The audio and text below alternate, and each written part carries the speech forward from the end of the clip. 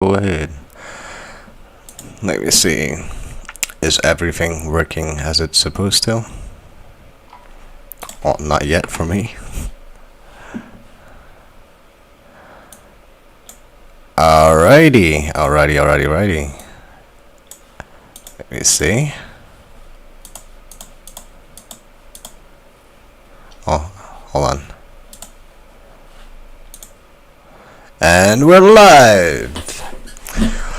Ladies and gentlemen, welcome to Unresolved Crimes. I'm your host, Frank, and as always, my lovely partner in crime, Heather. Hello, everybody. Hello. So, today we're gonna do two cases, right? We're gonna do, the Florida machete murder, and the strange case of, what was his name? James Norris. That's the one you're gonna cover, right? Correct. Correcto mundo. Okay, just making sure that that the description is right. Not kidding. I knew that. Just asking. All right. You want to do yours first, or shall I do mine? Whatever floats your boat. Why don't you go ahead and open with your case, Frank? Alrighty. Alright. Athalia Ponsell Lindsley.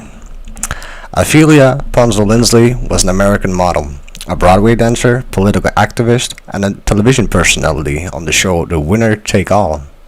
Lindsley was murdered by an unknown assailant on the front steps of her home in St. Augustine, Florida. Her murder remains unsolved.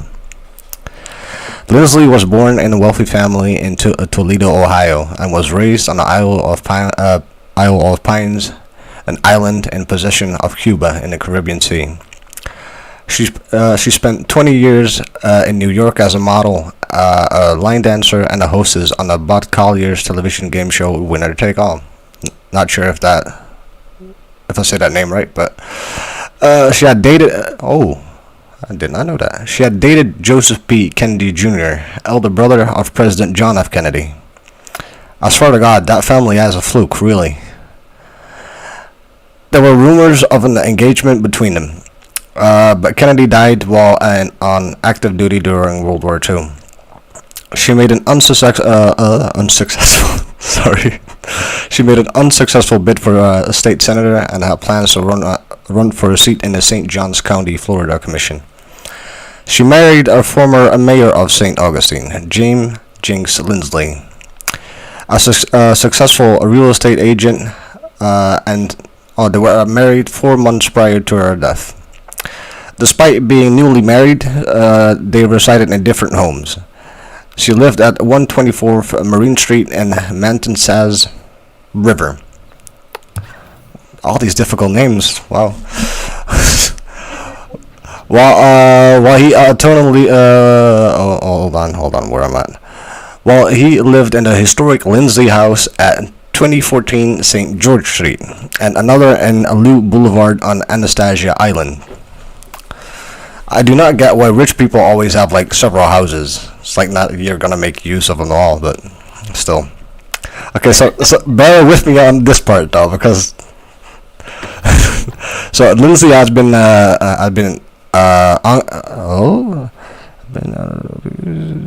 see, in my head I like translate it and then I try to say it and it doesn't come out. It's so annoying. So Lindsley had been in an ongoing feud with Alan Griffin Stanford Jr., her neighbor at 126 Marine Street. One of the concerns was that she had 6 stray dogs that barked intensely. In a transcript of October 1973 county meeting, one of the commissioners had remarked, okay, so here comes my accent. I'm aware that you're neighbor of the Stanfords and that y'all had neighbor problems. That's like that's like the only line I could do with that kind of accent. Anyways, to which Lindsley answered, "That's true, but my life has been threatened. You mentioned personal things. He threatened my life."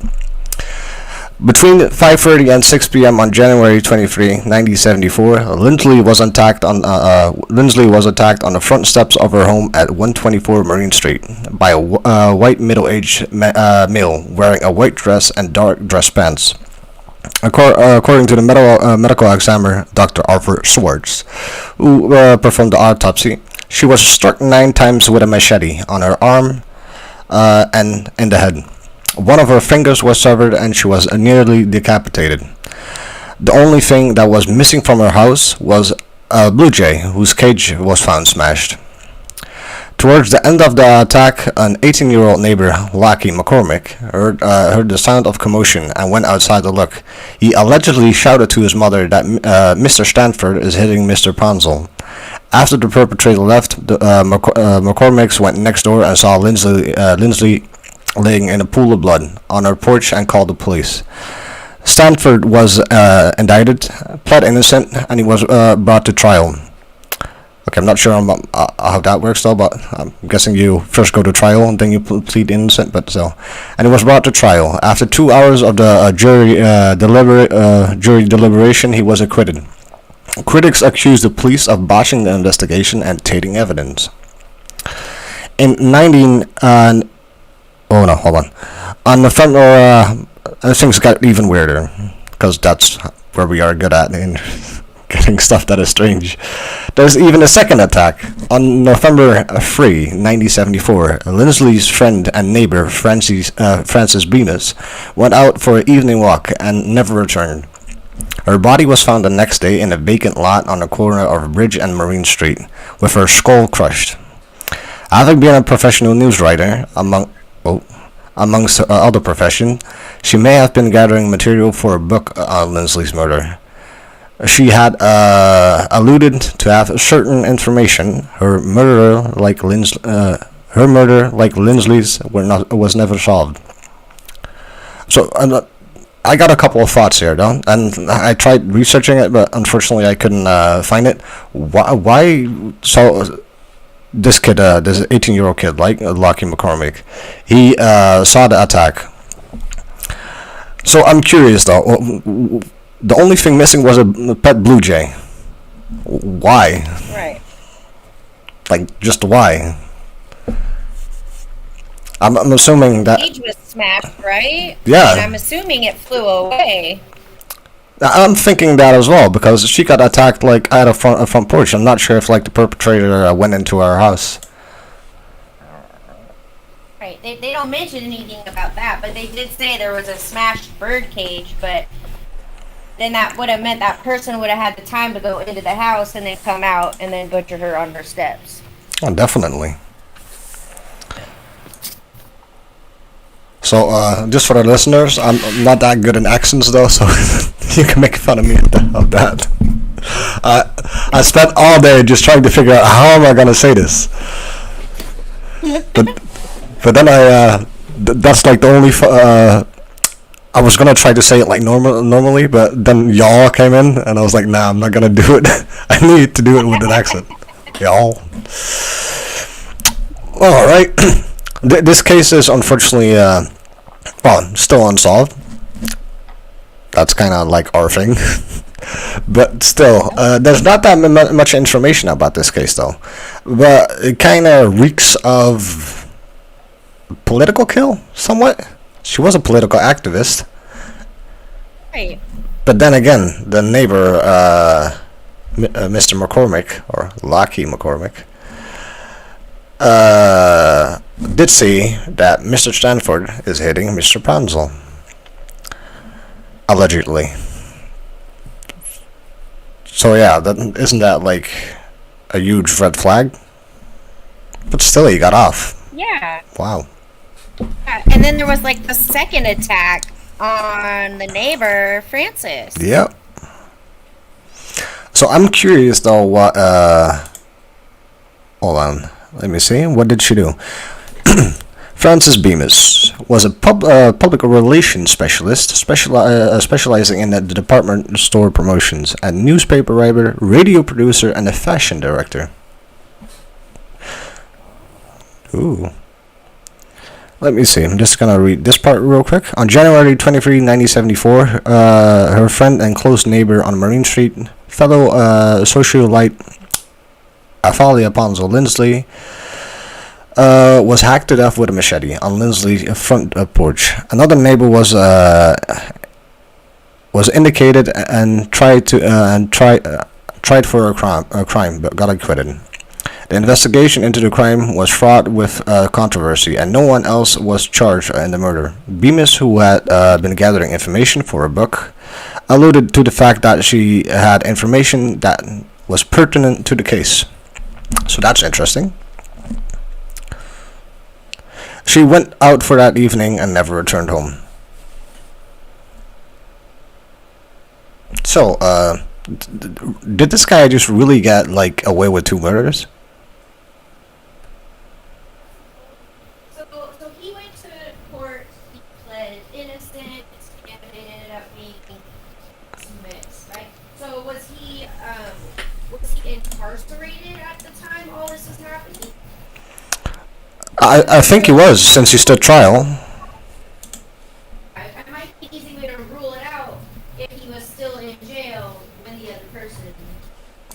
Now this was like later on though, because she was busy with a book. This was on January 23, 1974, and then let me see. Oh, there was also wait, what? Why are like the same dates here? There was January 23, 1974.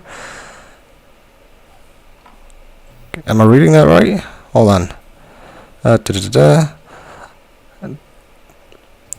Yeah, on January 23, 1974, that's when Lindsley got attacked. And then her neighbor... November 3rd, 74. Yeah. And Mrs. Bemis died on January 23. Oh, no, you're right, on November 3, 1974. Right, her friend, okay, yeah, who was her neighbor, in the book about her. Okay. But that's like in the same year, though. I'm not sure like how long he was like incarcerated. I don't know, but I mean that would be a quick way to rule him out if he was locked up when the other lady was unalived. What was that? Unalived? That's a new word. Unalived, yeah. Okay. So yeah, that's kind of it. Well, we do have some gruesome photos though, but we're not going to show it at least on our YouTube. So I'm guessing we're gonna go further with your case. I'm really curious about this one. Out of Florida. Oh, really? Weird stuff happening in Florida. Some cray people there. This is about James Norris. So he went missing October 3rd, 1974. James stopped by his family's house and asked if they would watch his dog as he went on a trip. He never disclosed the details of the trip, just that he would be gone for 5 days. His mother grew concerned when he never returned home. When he arrived at his destination, he had sent his family a postcard back to California. That's the last time their family would ever hear from him. And the postcard reads, "My favorite family, I hope you are well, and I hope that my dog is not triggers. Feed her as well as you please. I forgot to give you some money for her keep. Take her to Dr. Miller if she needs attention. Be home soon, Jay." Sister claims that James wasn't the type of person to send postcards. And from then is when they had like a red flag within the family. Okay. So was found. Let me find out. Let me look at my paper.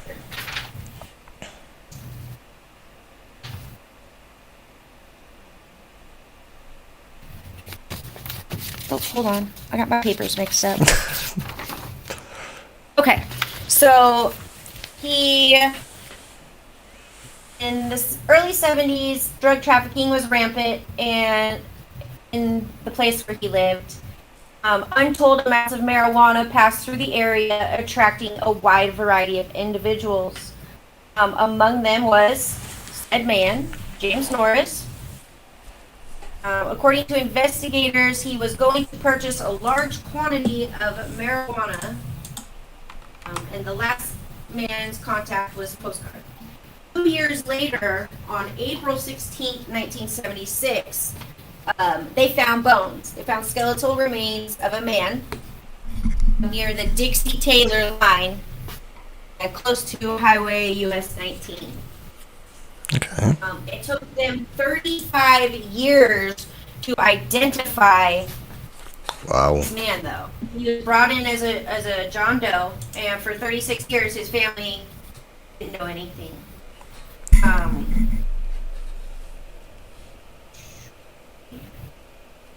What was the cause of death?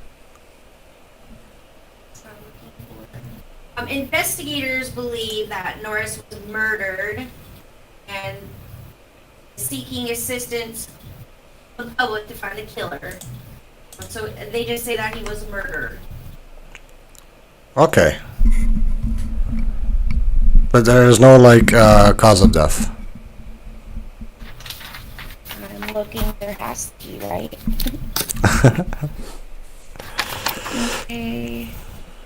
Okay, so until 2011, the human remains discovered in rural Dixie County were identified. It took years of DNA sampling with the help of the University of North Texas to identify him.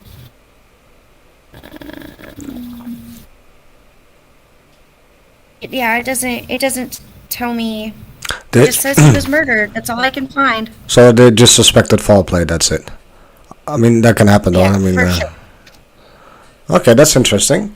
So, do we know where he went? Where you mean? They said he was going on a trip, right? He was supposed to be going. He didn't tell his family what he was Oh, doing. okay. But investigators found out that he was going to purchase a large amount of medical grade marijuana. Yeah, sure, medical. Not kidding. Right. But okay. So you have this guy that's been missing for a long time, but sends a postcard that he usually never does. That's not suspicious at all, is it? Oh.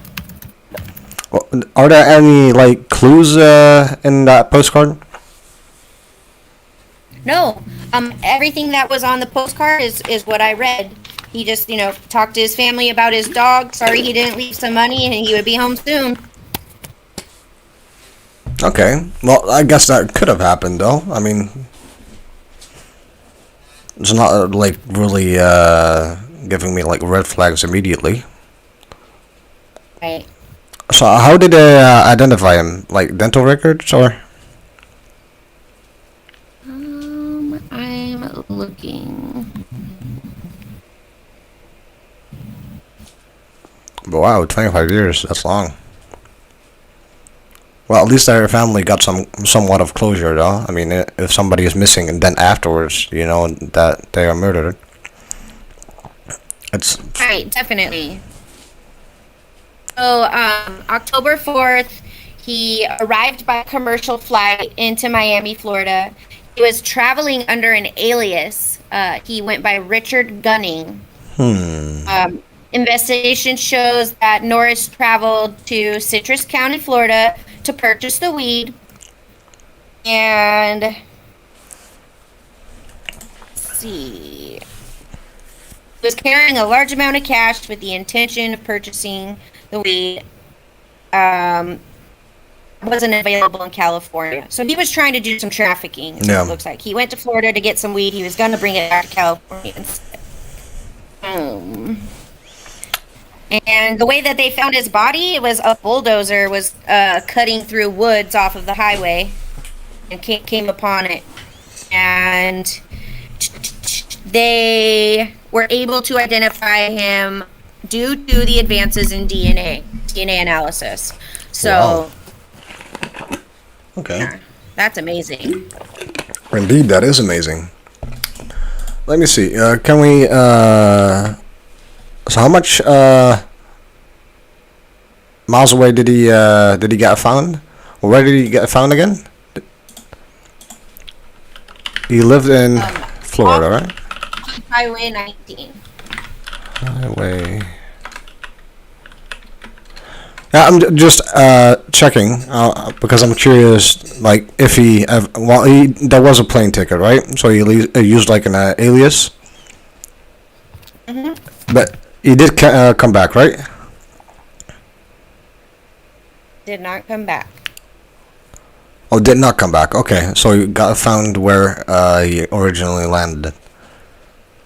In Florida.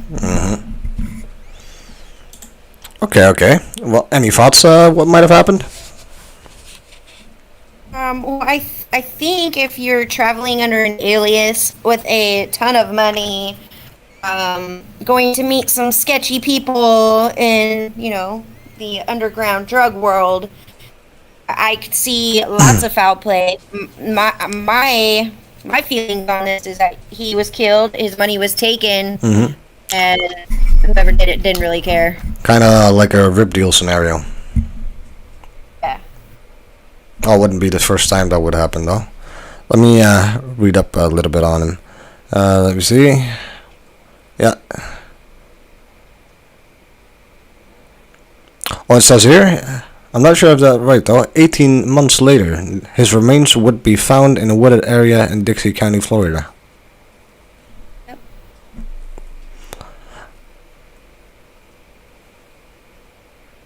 Okay. Oh, so they found the... Okay. So they found remains, and they weren't sure who it was. And that took 25 years. For a long time. Ooh, wow. Yeah. That is indeed really long.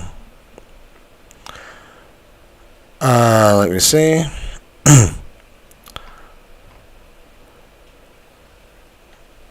It shows that Tallahassee made many attempts to put a name to the remains using dental recognition, etc., but stayed in evidence vault for 30 years. I don't know.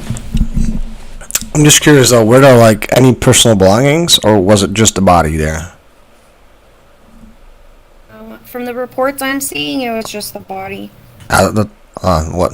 I'm kind of asking stupid questions, but obviously if there were personal, that wouldn't take like 25 years. So I do apologize for asking that question. Interesting. James grew up in the San Francisco Bay Area, the same place where the Zodiac Killer is. Just so you guys know. He was an intelligent man. After high school, he went to the local community college before transferring to San Francisco State University and earning his bachelor's degree. There he had received a teaching credential for adult education classes and started teaching English as a second language. Well, I can use some classes as well. During the late 1960s and early 1970s, San Francisco State was a hotspot for civil rights and Vietnam War protests.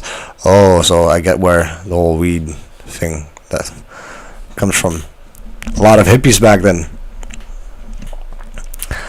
James was no stranger to social justice issues and was known to join the protests on campus. He helped to the hugely successful San Francisco mortuarium against the war in Vietnam. Am I saying that right? No, San Francisco. No, it's not mortuarium. Moratorium. There we go. Like I said, I need English classes. Let me see. This is what you said. Oh, his sister still has a postcard.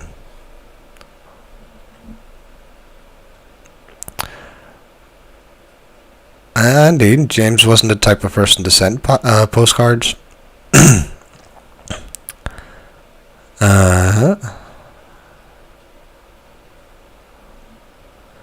October 4.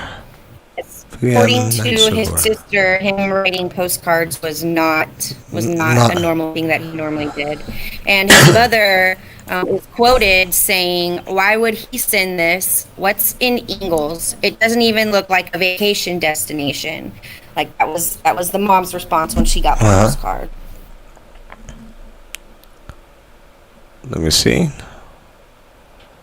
The Norris family would go decades without knowing the whereabouts of James until 2011, when the human's remains discovered in rural Dixie County, Florida, back in 1976, were identified. It took years and DNA sampling with the help of the University of North Texas to finally identify James Norris' body. That's kind of amazing, though, that they can identify a body just by remains.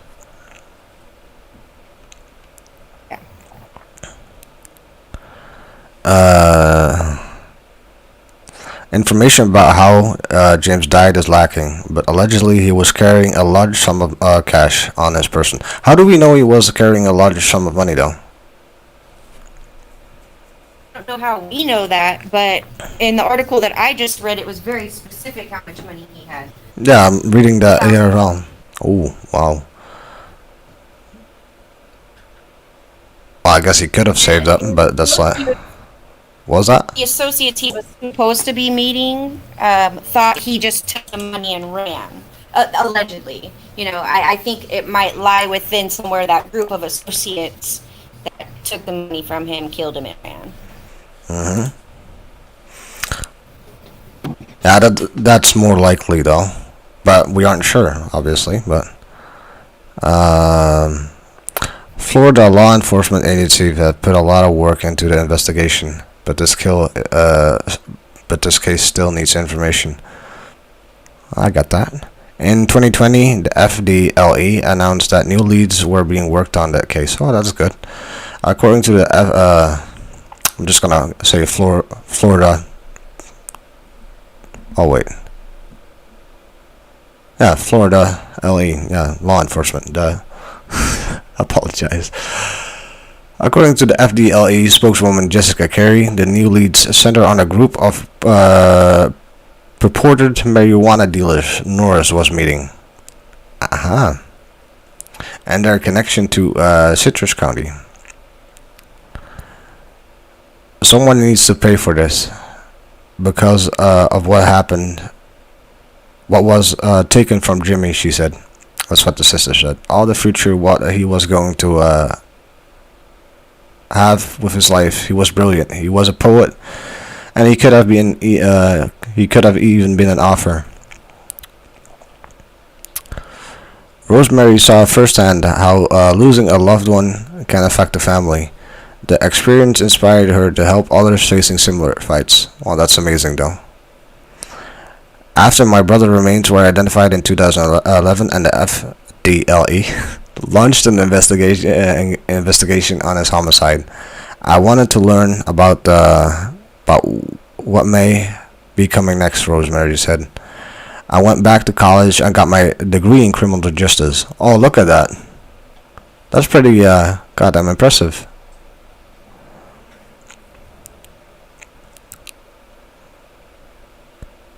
You hear that a lot, though, like people or relatives from cold cases, they actually study like criminal justice or become a lawyer or a detective.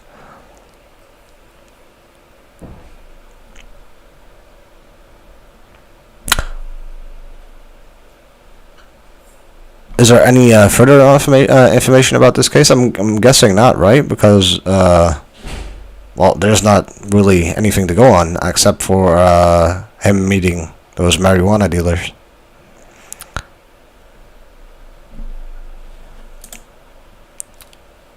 Let's see. He kind of looks like my dad, though, back in the day. Well, in that time period, like, everybody looked the same with the long hair and mustache.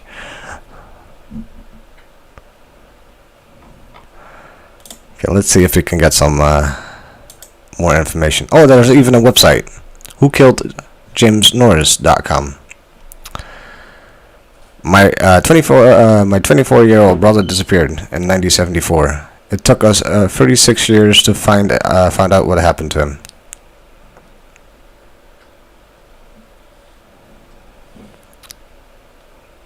It was going to take a little trip and we'll be back in a few days, he said.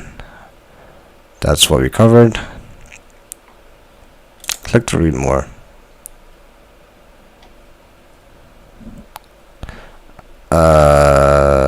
I'm just gonna check if he did like earlier trips. When my brother didn't return on time from his trip to Florida, my mother started to worry. Given the fact that Jimmy was a free spirit, though, Mom gave it a few more days before a real concern started to creep in. We had received this postcard from Florida, and on it has been written. Well, we know what has been written on it, so I'm not going to repeat that. It stated that he'd be home soon, and there was no indication to worry. He said that he was taking a side trip, or that he was going to stretch it on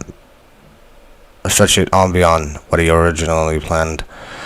When Mom first sensed that Jimmy might be in some sort of trouble, she reached out, first to his friends in the San Francisco Bay Area, and she asked for help. Initially, they stayed tight-lipped, but realized that they were withholding something, and that really frightened her.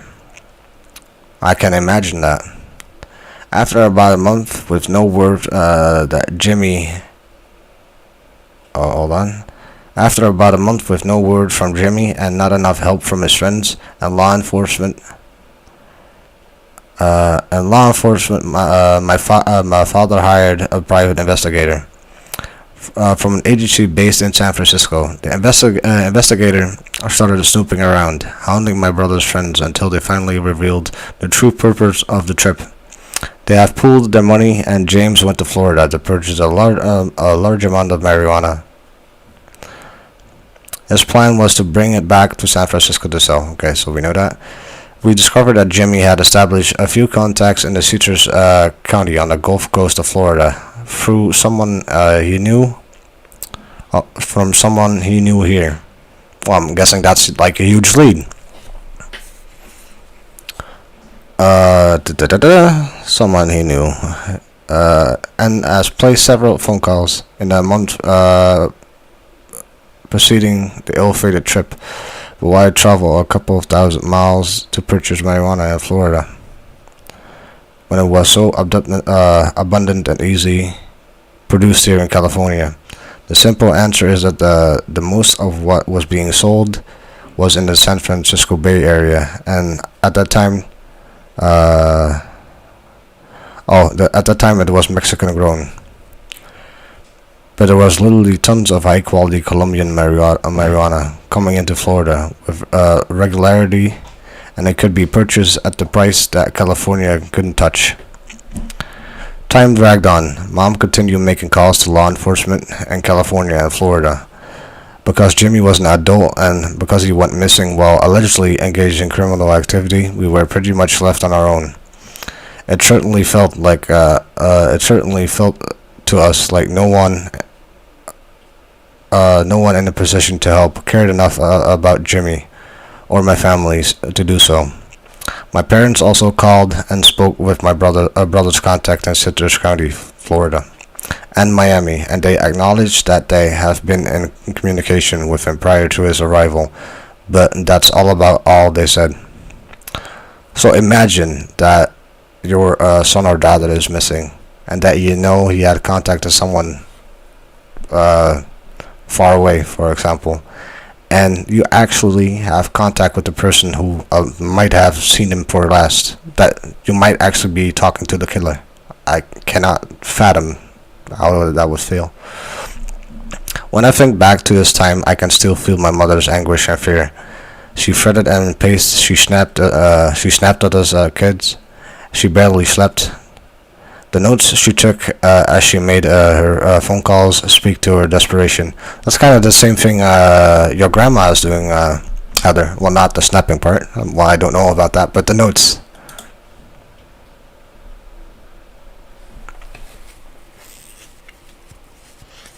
And I guess Heather lost her connection. Okay, I'll just read on for a second.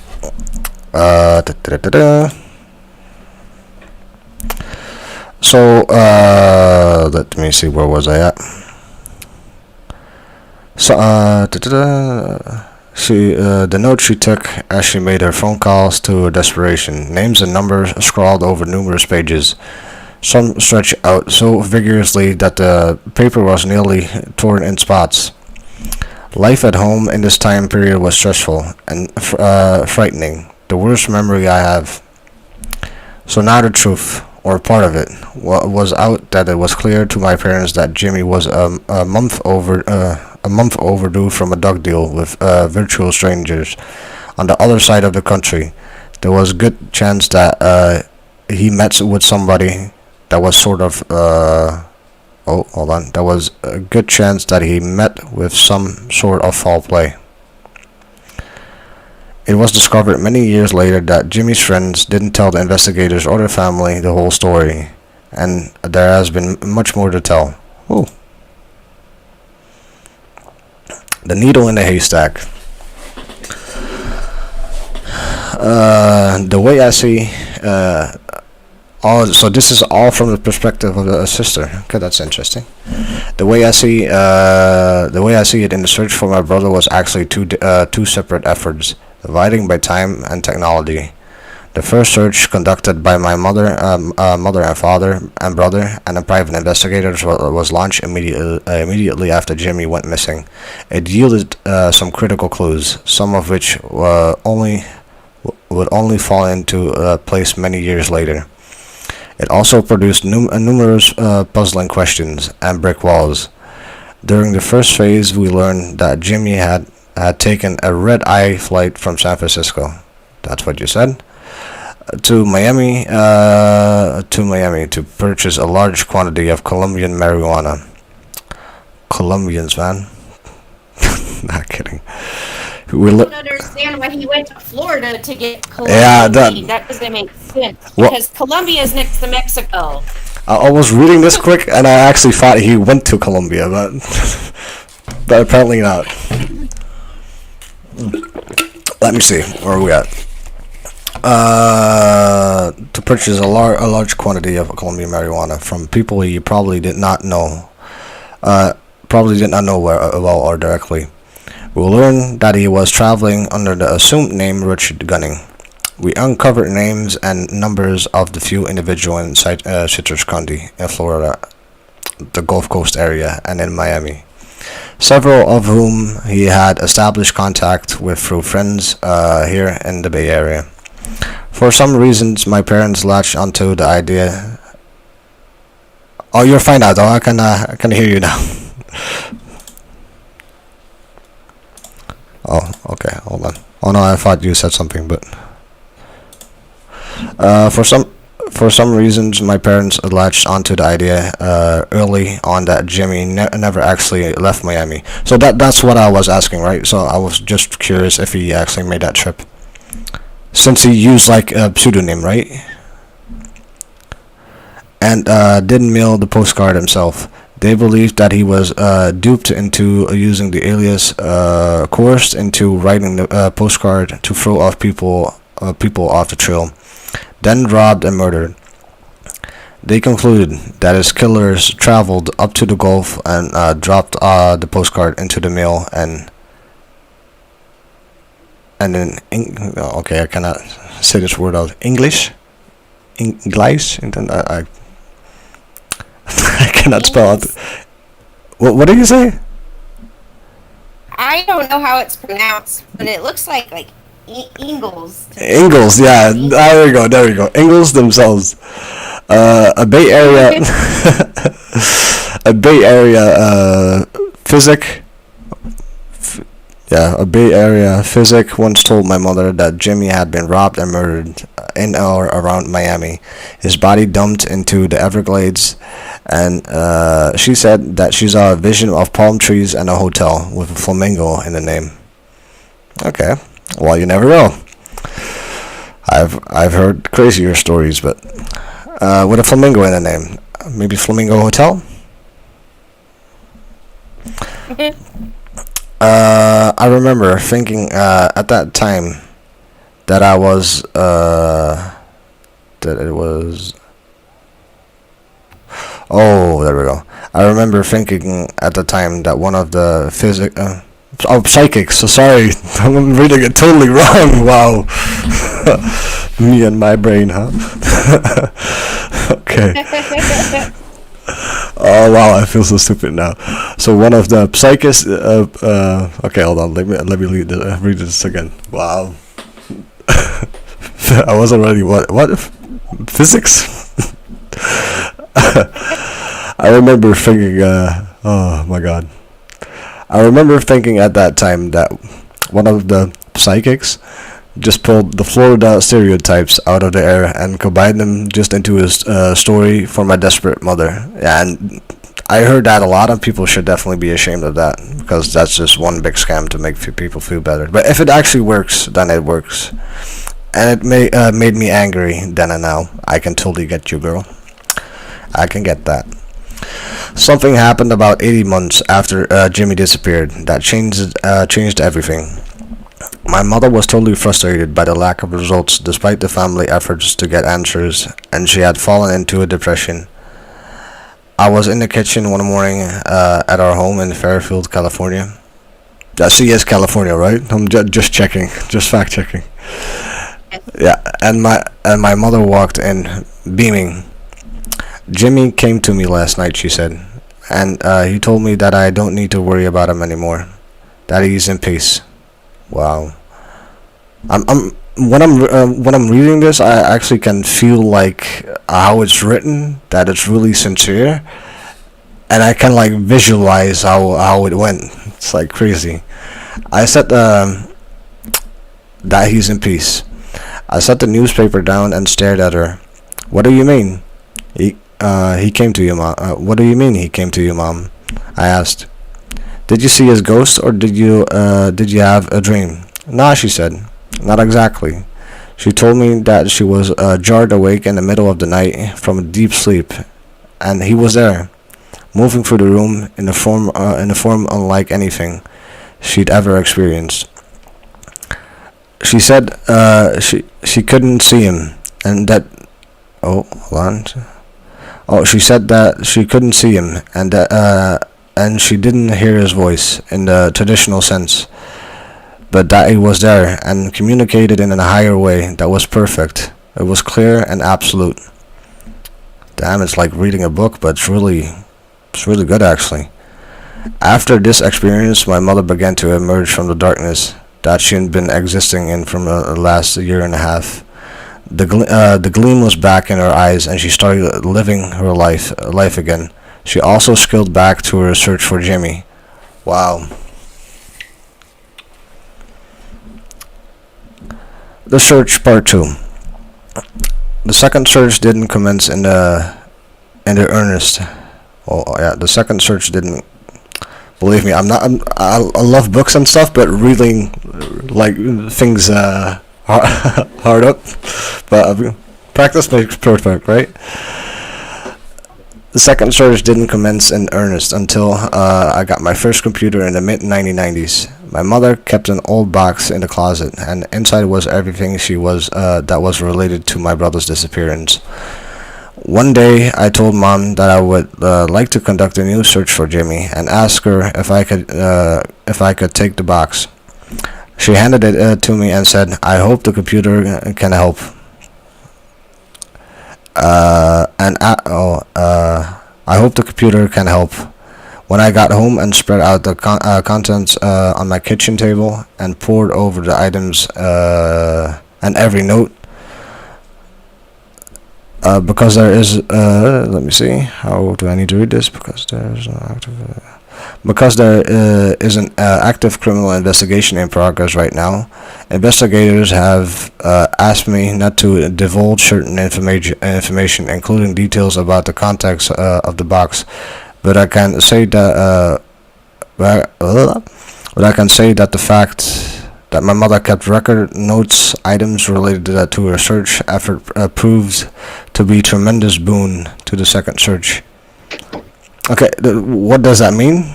Tremendous boon? Tremendous boom? I don't know. I guess like a come up? I guess so as well. See, I'm asking you. I mean, you're from the United States, so.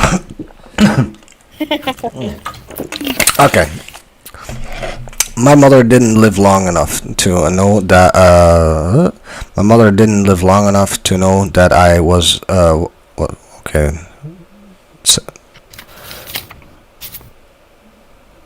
my mother didn't live long enough to know that it was because she did such a fine job of sleuthing that we finally were successful. Okay, I'm wondering. This is like really well written. I have to be honest.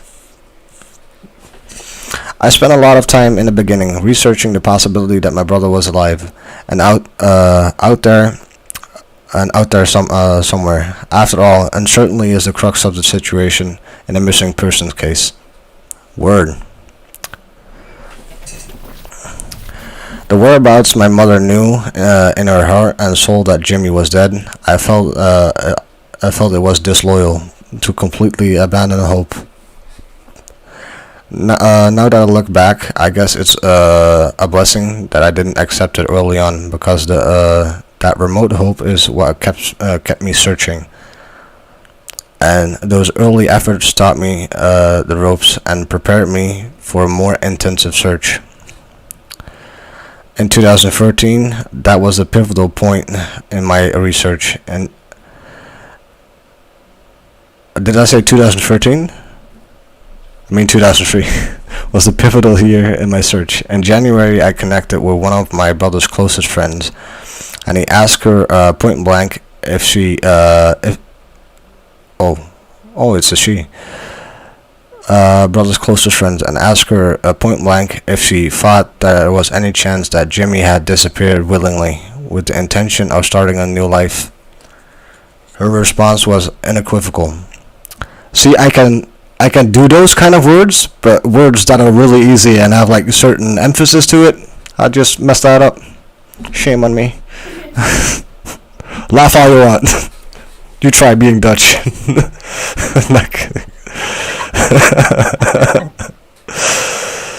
So, quote, "No, there's no way you would have put your mother through the pain. You loved her so much, and you loved her too much to have done that," end quote. I had heard this before over the years, but for some reason the punch finally landed when I heard it from Linda. Perhaps because of the absolute certainty in her voice, I felt that my family couldn't see things objectively. I can imagine how hard that is, though. Anyways, and then there were the assertion of some of my brother's friends who believed Jimmy had ripped them off and started a new life elsewhere. Once I accepted Linda's word as truth, I refocused my effort and concentrated solely on recovering my brother's remains. I can imagine how hard that would be, though, like considering your brother as dead. I set about to put my brother's story up, and mainly as in many missing person websites as I could find, and soon it was dialed into a large community of people working to find the missing and identify the unknown dead. And like those others, I spent countless hours poring over a listing of John Does and making inquiries to law enforcement entities, medical examiners, and fellow amateur sleuths. I'm kind of when I'm reading this, I'm kind of feeling like I'm reading your story. It's so weird. Sometimes I hit a brick wall and felt like I was going in circles. Believe me, that I know that feeling. It was at those times that I would take a break from my brother's case and look at another. I learned an awful lot that way. In May of 2004, I heard about the California. In May 2004, I heard about the California Department of Justice Missing Person DNA Program. According to the California Penal Code Section 14250-14251. The family members of missing persons can submit cheek swab specimens for the purpose of developing a genetic profile to use to identify remains. Hold on. I need some water. I contacted Detective Mel Farrow of the city of Fairfield, California, and told him that my family wanted to submit samples. He sent away he sent away for the test kits, and at the end of July of 2004, my siblings, my mother, and I submitted our samples. I distinctly remember feeling like we were at the cutting edge of something very big. Yes, you were. Something that could be the answer to our prayers. It took over a year for the DNA profile to be completed, but once it was on file, I felt like our chances were getting better and better. My optimism kicked into high gear. I've been asked what kept me going for so long. Oh, did I say that right? Yeah. The answer is a simple one. I had a picture in my mind of my brother, bones packed into the box and dusty shelf somewhere, with a fading John Deere label affixed. The idea broke my heart, and I fought hard against the thought that his remains might be unrecoverable. Long since swallowed up. That his remains were long since swallowed up by the earth and the sea. Those thoughts would try to creep in an occasion, but somehow it never let me.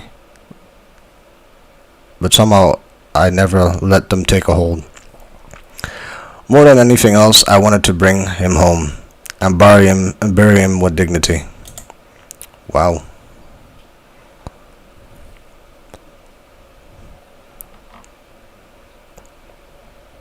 Do I need to continue reading, or? If you want to, I mean, I'm enjoying it. Okay, that's a good thing, because I'm getting the sense that this is getting really interesting. So another John Doe. On April 16, 1976, a heavy equipment operator working in the area of US 19 in Dixie County, Florida, that's near the Taylor County line, was going about his day at work when his attention was diverted by an object laying on the ground a short distance away. Curious, he got down from his vehicle and walked closer to get a better look. He soon realized that what he discovered were human remains, and he quickly put in the call to the Dixie County Sheriff's Office. Because the remains were skeletal, the sheriff called in agents from the Florida Department of Law Enforcement. So I was, after all, saying that correctly, but so FDLA, okay, who assembled a team of specialists to conduct I'm gonna try to say this word. The anthropological examination. I'm so proud of myself. Investigators determined that the bones were those of a young man in his mid-20s who had been dead for approximately 2 years. What? Approximately 2 years. Okay. Oh, never mind. That he had been a victim to a homicide. I'm so confused. Okay, I'm gonna read. I'm curious if it's him or not. The skeleton was analyzed by expert. Stupid fly.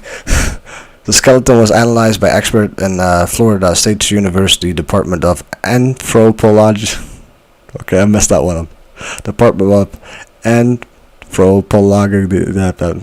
Okay. See, the first time I did it right, and now I'm just messing it up. In Tallahassee. Okay, I'm just gonna skip that part.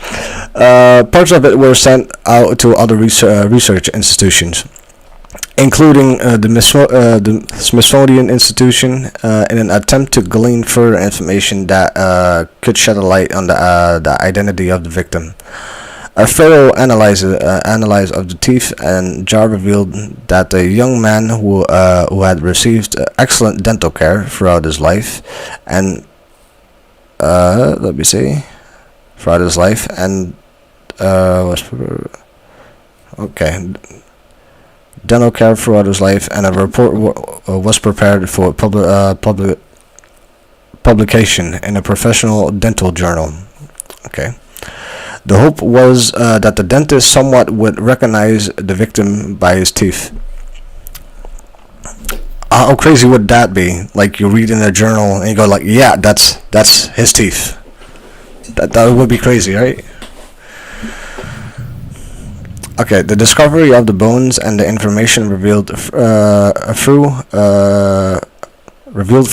thorough investigation, examination, and analyzes would only go so far without a name. Who this young man? Who this young man, and how did he end up here? It wasn't anyone missing him. Investigators tried in vain for years to discover their gender identity, but the pieces were not falling into place. Not yet. The discovery of these bones on the eastern side of the United States was part of a painstakingly long journey for a family 23,000 miles away.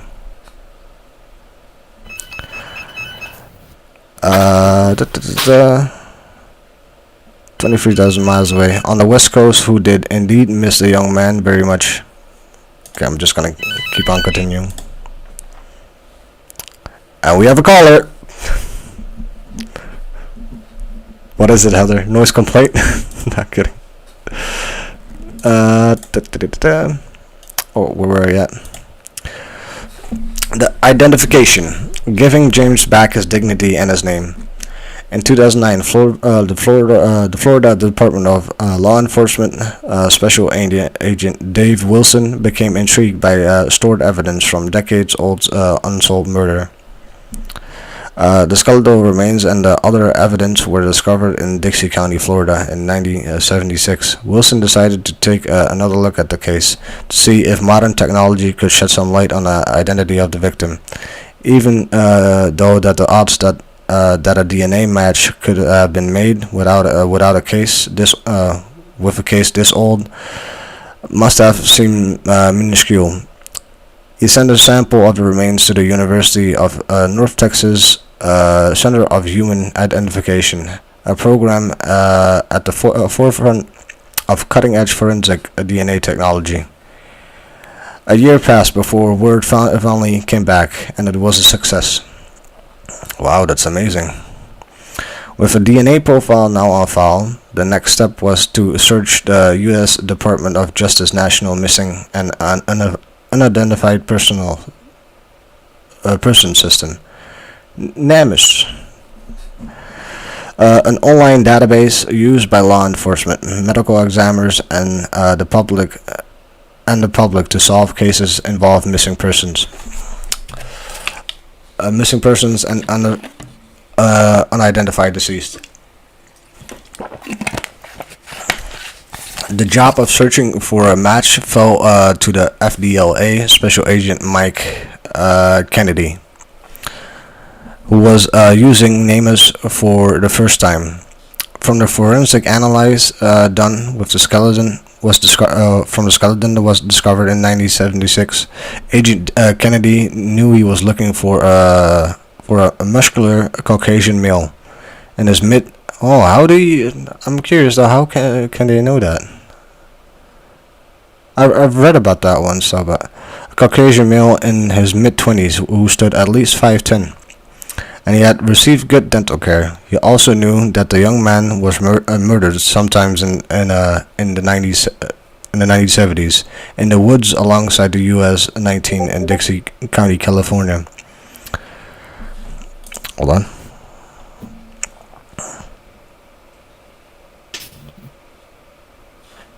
Okay, a sec.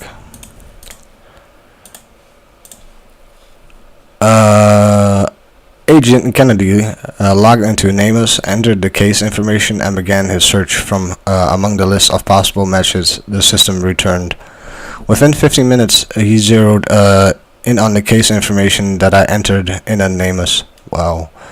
Soon after it went online in January of 2009, I imagine Kennedy was surprised to discover that there was a DNA reference sample on file with the California Department of Justice. Considering that my brother went missing in 1974, Kennedy looked over the case information from James Berkeley Norris,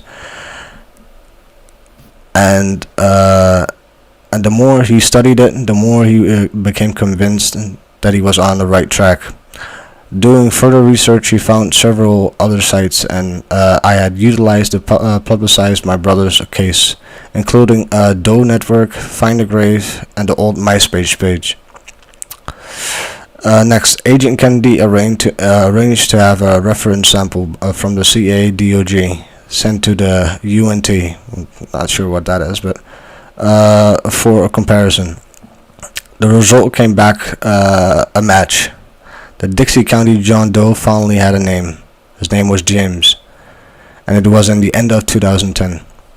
Meanwhile, 2,700 miles away, meanwhile 2,700 miles away in Northern California, California, sorry, I was sitting across my kitchen table from Tony. From who? Tony. Why am I getting these difficult names? Tony Domotazzi, a detective from the city of Fairfield, California. Police department. The first thing he said to me that, guess you're wondering why I asked you to come by your house instead of speaking me through the phone. I shrugged. I looked over him blankly. What he said next remains something of a blur. A murder victim, skeletal remains, discovered in 1976. 69 billion to 1 DNA match. No doubt about that. As hard as it was for me to remember in detail what oh my god, De Tomasi said to me. If this person is ever listening, I do apologize if I kind of messed up your name, but still. I recall my reaction with complete clarity. I didn't believe a word of it. I can't imagine that, but I asked some questions, and he gave me more details. Then I slowly started to allow it to sink in. The search was over. I went from disbelief to shock, from grief to anger, and relief to panic, all in a matter of minutes. When the tears came, they were not only for Jimmy, but also for my mother and father, who both died without knowing what happened to their beloved son. Wow.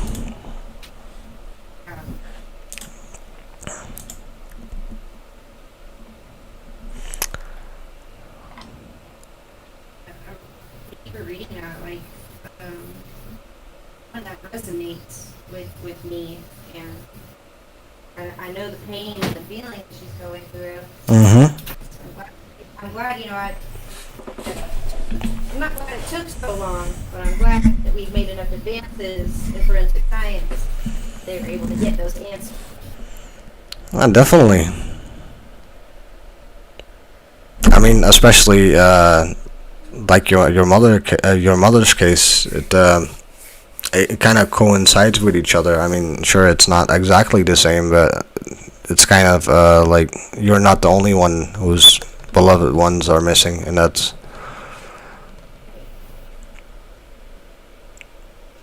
so. Wow, that actually turned really emotional right there. I could really feel the pain. Hold on, let me get something to drink. What was that? He's a phenomenal writer. Like, wow. There's even more. There's like a whole bookwork here. Okay, I'm gonna do this chapter though. Then I'm gonna stop. Okay, let me get something to drink real quick.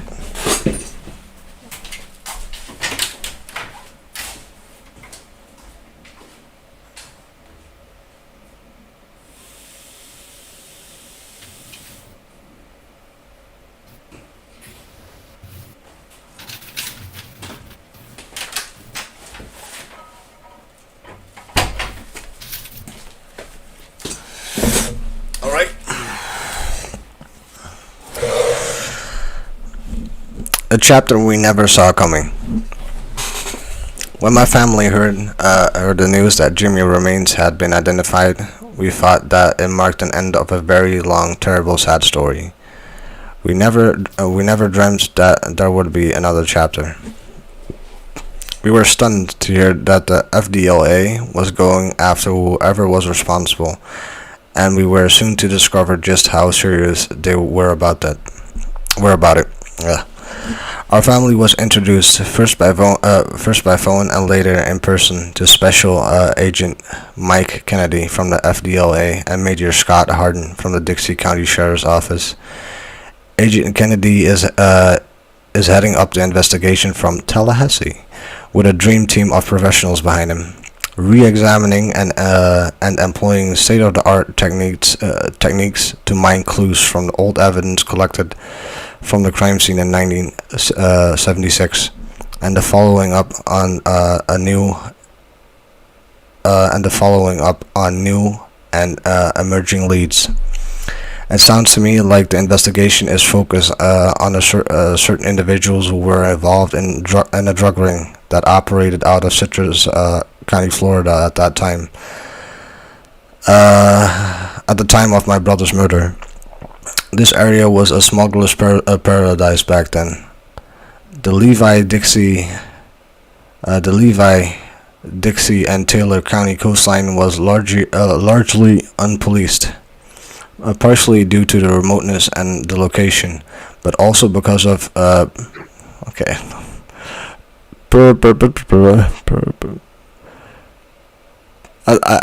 never seen this word in my life.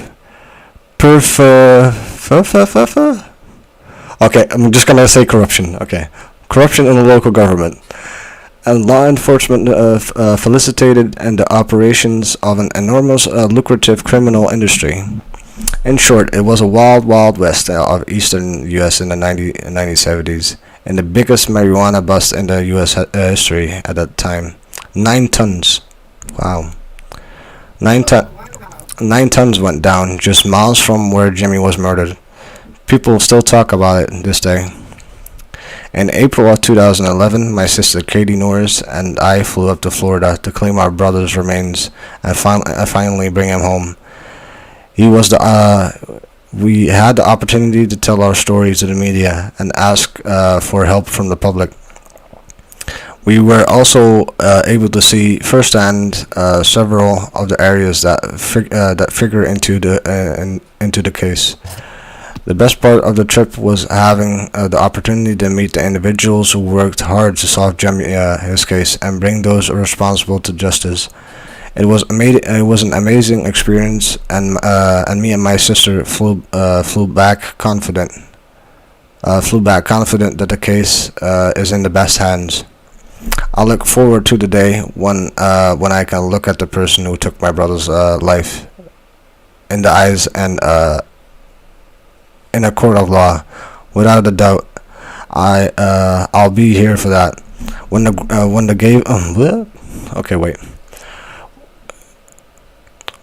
gavel was the thing that oh my god, that the thing he uses, right?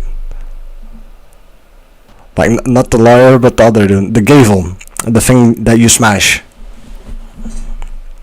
Like in law. Yeah, the gavel. There we go. See, I learned like every single time. When the gavel falls and someone is led away in handcuffs, I will finally be able to say it's over. And I know that Jimmy is truly in peace. Wow. I'm gonna send this link in the description for the people who want to read it, because it's really interesting.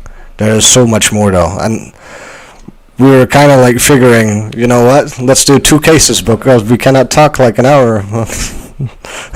But apparently we can. But wow.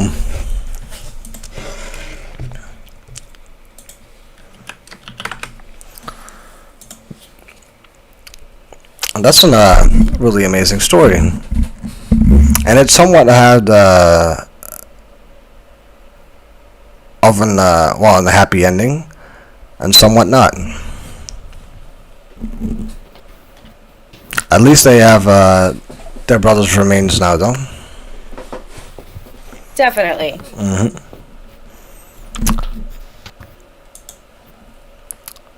But I did not know it was going to be a bookwork. I was like, yeah, it's just a long post, you know, so I kept, like, continue to read on. I was like, sure, and after, like, 3 times, I was like, okay, hold on a second. Okay, so that's, like, a whole different perspective as we do from cases. Well, we did it the first time with you, but, wow.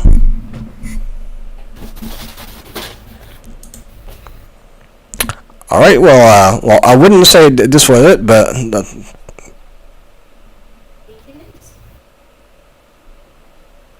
well, for me it is at least because my mouth is like drying out all the time. So yeah, I'm definitely gonna put the link in the description. It's really interesting to read, and I hope I kind of laid it out well. I hope it was interesting enough. Definitely. Okay, cool. So, well, if you have like any clue what cases we can do tomorrow or the day after that, or we can ask the public to do like any unsolved crimes, I mean, I'm all cool with that. I'm definitely open to suggestions. Yeah, definitely.